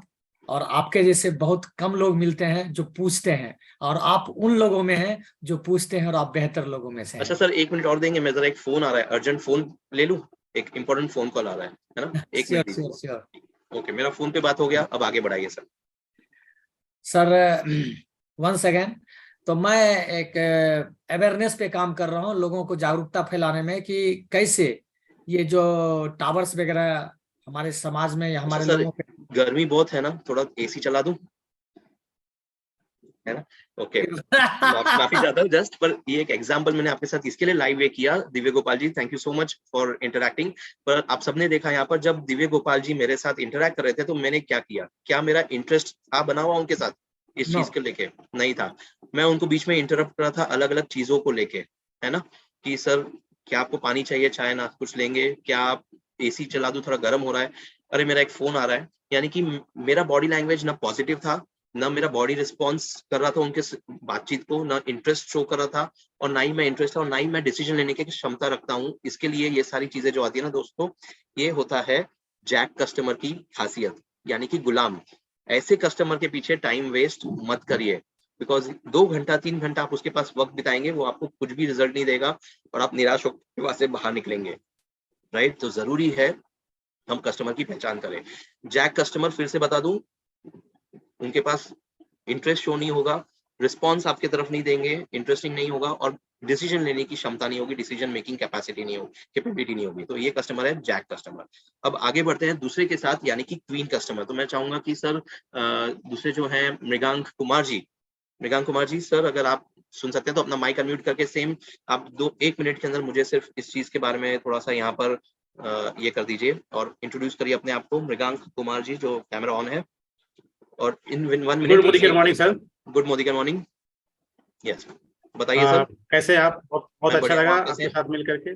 बहुत अच्छा लगा आपसे मिल करके और आपकी बातें सुन करके। बट इम्पोर्टेंट सर ये है कि आज हम लोग डिस्कशन कर रहे हैं कि कैसे हम लोग जैसे हम लोग सभी को अवेयर हैं बेसिकली इस चीज से कि रेडिएशन से प्रोटेक्शन के लिए हम लोग क्या क्या कर सकते हैं और क्या क्या करना चाहते हैं। बट हम लोग अपनी कमी के कारण या सिस्टम कमी कारण या खुद की हम टाइम नहीं निकालते हैं, ये हम सोच नहीं पाते हैं इस चीजों को हमें क्या ग्रेट सर, करना आप तो बहुत ही बढ़िया काम कर रहे हैं एक लोगों को अवेयरनेस बताने के लिए। आई रियली लाइक इट, मुझे बहुत अच्छा लगा ये चीज के बारे में। ठीक है, थैंक यू सर। प्रोडक्ट्स के थैंक बारे यू में थोड़ा सा जानकारी बता दी आपने मुझे। फिर जी। आपने मुझे कहा कि सर प्रोडक्ट्स कैसा लगा, मैंने आपको कहा कि प्रोडक्ट बहुत अच्छा है, बढ़िया है, जबरदस्त है, मुझे अच्छा लगा, मुझे प्रोडक्ट्स चाहिए। पर सर मुझे मेरे फैमिली में पूछना पड़ेगा, मैं अपने फैमिली में डिस्कस करूंगा, फिर आपको बताऊंगा ये सारी चीजें। मुझे 2 दिन या 4 दिन का टाइम दीजिए, है ना? होता है कि नहीं होता है यस सबके सर, साथ? डेफिनेटली ऐसे ही होता तो है। ये जो कस्टमर है ना, इसको हम कहते हैं क्वीन कस्टमर, यानी कि बेगम, रानी। ज्यादातर घर में, मैं प्लीज डोंट ऑफेंड, बट ज्यादातर घरों में जो हाउस वाइफ्स होती है ना, उन्हें चीजें करना है, बिजनेस अच्छा लगता है, बिजनेस बढ़ाना है, प्रोडक्ट चाहिए, खरीदना भी है, पर परमिशन चाहिए हस्बैंड की। कई बार हस्बैंड्स जो जेंट्स होते हैं वो बोलते हैं मैं अपने वाइफ से, फैमिली से डिस्कस करके फिर आपको बताऊंगा। तो ऐसे जो कस्टमर है जी ना, जी जिनको प्रोडक्ट में इंटरेस्ट है, पॉजिटिव रिस्पॉन्स मिल रहा है आपको, पर अप्रूवल किसी और की चाहिए, डिसीजन उनके हाथ में नहीं है, डिसीजन किसी और से लेंगे वो अप्रूवल मिलने पर। तो ऐसा जो कस्टमर है, इसको हम कहते हैं क्वीन कस्टमर, यानी कि बेगम, रानी। ऐसे कस्टमर को 15 दिन फॉलोअप करिए, 15 डेज, और 100% वो कन्वर्ट हो जाएगा, आपके साथ जुड़ेगा। अगर वो 15 दिन में नहीं हुआ ना, तो अगला स्टेप क्या है? जो घर में डिसीजन लेने वाला बंदा है उसको मिलिए जाके डायरेक्टली, और उसके साथ बातचीत करके उसको क्लोज करिए। 100% आपका वो जुड़ेगा, आपके साथ ज्वाइन होगा। तो ये हो गया कहने का मतलब कि एक क्वीन कस्टमर, यानी कि सिर्फ डिसीजन लेनिंग कैपेसिटी नहीं होती, क्षमता नहीं होती, प्रोडक्ट पसंद है, इंटरेस्ट है, शो है, करना चाहते हैं बिजनेस में, सारी चीजें इंटरेस्ट रखते हैं, पर अप्रूवल किसी और की चाहिए। इसको हम कहते हैं क्वीन कस्टमर। तो जैक और क्वीन हो गया। अब आखिरी कस्टमर पे आते हैं, यानी कि किंग कस्टमर, राजा। अनूप सर, आपसे रिक्वेस्ट करूंगा कि जस्ट 1 मिनट का छोटा शॉर्ट स्पीच इंट्रोड्यूस करिए, मैं आपका प्रोस्पेक्ट हूँ, और सारी जानकारी शेयर करिए। गुरुबख्श जी नमस्कार, मेरा नाम अनूप गुप्ता है और हम लोग मोदी केयर इंडिया से हैं। और आजकल जो आप देख रहे हैं कि हमारे साथ आमने सामने बहुत सारे गैजेट्स हैं, तो जो सराउंडिंग में जो गैजेट्स हैं ये क्या करते हैं, ये रेडिएशन एमिट करते हैं और इसका दुष्प्रभाव हमारे और हमारे परिवार के शरीर पर पड़ रहा है। बहुत तो जबरदस्त सर, इससे मैं जानता हूँ ये बचने सारी चीजें, मेरे को पता है, आपने बताया, मुझे बहुत अच्छा लगा ये नॉलेज जान के। जी, लेकिन ये नॉलेज तो है, लेकिन इससे बचने का उपाय हमारे पास मार्केट में कहीं अवेलेबल नहीं है। तो पहली बार मोदी केयर ने इंट्रोड्यूस किया है इन रेडिएशन से बचने के लिए रेडिएशन प्रोटेक्शन चिप और इन्वायरो ग्लोब। तो ये हमारा ये हमारा इन्वायरो ग्लोब है। इसको अगर हम अपने घरों में रखते हैं तो हमारे आसपास के जितने भी गैजेट से जो रेडिएशन एमिट हो रही है इससे हम बच सकते हैं और इससे हम अपनी पूरी फैमिली को प्रोटेक्ट कर पाते हैं। और इसमें क्या बात है सर। और दूसरा एक और है, वो है हमारा इन्वायरो चिप, जो आप देख पा रहे हैं। हर आदमी के हाथ में मोबाइल है, लेकिन उस मोबाइल पे चिप होना भी बहुत जरूरी है। तो हम हजारों और लाखों का मोबाइल तो यूज कर रहे हैं, लेकिन उस पे कुछ सैकड़ों के चिप लगा करके हम अपने हेल्थ को प्रोटेक्ट कर सकते हैं। बहुत जबरदस्त सर, मुझे बहुत अच्छा लगा। मुझे भी चाहिए, मेरे के लिए, सिर्फ अकेले के नहीं, पूरे पूरे परिवार के लिए चाहिए। मैं कैसे मुझे कैसे मिल सकता है ये चीज? मैं आपको प्रोवाइड कर दूंगा अभी। और बड़ी अच्छी बात यह है कि आपने जैसे ही डिसीजन लिया, मैं आपके इस डिसीजन का स्वागत करता हूं। अभी हमारे पास 10 तारीख तक एक बहुत सुनहरा ऑफर आया हुआ है कि अगर आप 3 रेडिएशन चिप लेते हैं तो आपको 1 चिप मोदी केयर की ओर से गिफ्ट के रूप में मिल रहा है। तो ये ऑफर मुझे कैसे मिल सकता है? मैं तो आपके साथ जुड़ा हुआ नहीं हूँ, तो मैं ऑफर का कैसे प्राप्त कर सकता हूँ इस ऑफर को? लिए आपके पास 2 तरीका है, या तो आप मुझसे ले सकते हैं या फिर एक छोटा सा प्रोसेस है, रजिस्ट्रेशन प्रोसेस, जो कि फ्री ऑफ कॉस्ट है। उसके लिए आपको कोई पैसे नहीं खर्च करने, और ये प्रोसेस करके आप 2 मिनट में अपने ही मोबाइल से अपने आप को रजिस्टर कर सकते हैं। एनरोलमेंट करने के बाद ये प्रोडक्ट आप ले सकते हैं। Wow, great sir. इसके लिए प्रोसेस रजिस्टर करने के लिए मेरे तरफ से आपको क्या क्या चीजें चाहिए? अब मुझे आपको कुछ भी नहीं प्रोवाइड करना है, जस्ट आपको लॉगिन करना है और एक ऐप डाउनलोड करना है, और मैं आपको बताता हूँ 2 मिनट में ये प्रोसेस हो जाएगा। ग्रेट सर, मुझे 1 मिनट दीजिए, मैं सारे डॉक्यूमेंट जो भी चीज आपको चाहिए सारी चीज आपके पास ले आता हूँ। Right, okay. अब आपने सर देखा यहाँ पर कि जो अनूप सर के साथ और मेरी जो डिस्कशन हुई, एक जो हमने रखा, इसमें अनूप सर और मेरे बीच में मेरा बॉडी रिस्पॉन्स कैसा था उनके तरफ? पॉजिटिव था। राइट, पॉजिटिव था। मैं ऑफ कोर्स इंटरेस्टेड था, डिसीजन लेने की क्षमता थी मेरे अंदर। यस, मुझे इंटरेस्ट था और ईगरनेस भी थी। मुझे प्रोडक्ट अच्छा भी लगा, मुझे प्रोडक्ट चाहिए, पर मैं कैसे प्राप्त कर सकता हूँ, ऑफर कैसे प्राप्त कर सकता हूँ, डिसीजन लेने की क्षमता। मैंने कहा कि मैं सिर्फ अकेले नहीं, मेरे परिवार के लिए भी ये पूरा लेना चाहता हूँ। तो ऐसा जो कस्टमर होता है ना, वो होता है डिसीजन मेकिंग, यानी कि किंग कस्टमर, राजा, जिसको हम बादशाह कहते हैं। राइट, ऐसे कस्टमर को किसी की अप्रूवल की जरूरत नहीं पड़ती, किसी से पूछना नहीं पड़ता है, वो खुद डिसीजन मेकर होता है। वो जानता है क्या सही है क्या गलत है, उसे पता है कि इतनी अच्छी अपॉर्चुनिटी है पैसे कमाने की, लाइफ में अपने सपने पूरे करने की, तो नेचुरली वो खुद डिसीजन मेकर होगा। बॉडी रिस्पॉन्सिव उसका आपके तरफ पॉजिटिव रहेगा, इंटरेस्ट होगा, सारी चीजें। तो ऐसे कस्टमर को जरूर, जितना जल्दी होता है उतना जल्दी उसको रजिस्टर करवा के अपने टीम में जरूर जोड़िए। ये 3 अलग प्रकार के कस्टमर हैं। तो कल से जब आप फील्ड पे जाते हैं, 1-to-1 मीटिंग में प्रोस्पेक्ट के पास जाते हैं, तो कौन सा कस्टमर ढूंढेंगे? King customer. क्वीन कस्टमर के साथ फॉलोअप करना है। अगर नहीं हो रहा है 15 दिन में, तो उनके घर में जो डिसीजन मेकर है उसके साथ बात करके क्लोज करेंगे। और कौन से कस्टमर को आप दूर भागेंगे, जिससे जैक यानी कि गुलाम, राइट, क्योंकि वो ना डिसीजन लेने की क्षमता रखता है, ना उसको इंटरेस्ट है, और ना ही उसके अंदर कोई ऐसा बॉडी से पॉजिटिव रिस्पॉन्स आपको कोई मिल रहा है उसके तरफ से। तो ये बेसिक तकनीक है जिसको हम कहते हैं कस्टमर की पहचान होना, customer identification. Right, I hope आप सभी को ये sales technique, product training, objection handling, सारी चीजें क्लियर हुई, और साथ ही साथ customer identification. Thank you so very much. आप सबका बहुत बहुत शुक्रिया, इतना पेशेंस रख के तकरीबन 1 घंटे से मुझे सुनने के लिए। माफी चाहता हूँ थोड़ा अगर टाइम ज्यादा हो गया हो आप सबके लिए, पर thank you so much once again. Thank you to great leader Anoop sir, बहुत बहुत शुक्रिया सर मुझे इन्वाइट करने के लिए, आपकी पूरी टीम के लिए, और जितने भी बाकी के ग्रेट लीडर्स यहाँ पर मौजूद है, आप सबका सर बहुत बहुत शुक्रिया। थैंक यू इतना पेशेंस के साथ और इतना शांति से मुझे सुनने के लिए। Thank you all. Take over to you sir. Gurbaksh sir, एक बार तो जोरदार तालियां। मैंने पहले भी जैसा कि बताया था लोगों को कि आपकी जो ट्रेनिंग है ना, वो सबसे अच्छी बात, आपकी विशेषता ये, बताते सब वही है, लेकिन होता है कि सामने वाले ने कितना अडॉप्ट किया, कितना ग्रास्प किया। तो आपकी जो ट्रेनिंग का जो सबसे खास बात यही है कि आप इतने सरल शब्दों में बताते हैं कि किसी भी व्यक्ति के पास कोई सवाल बचा नहीं होगा। तो ये बहुत बढ़िया, और सब्जेक्ट का पूरी तरीके से आपने क्लियर किया। बहुत बढ़िया, थैंक यू वेरी मच, आपने इस चीज को किया।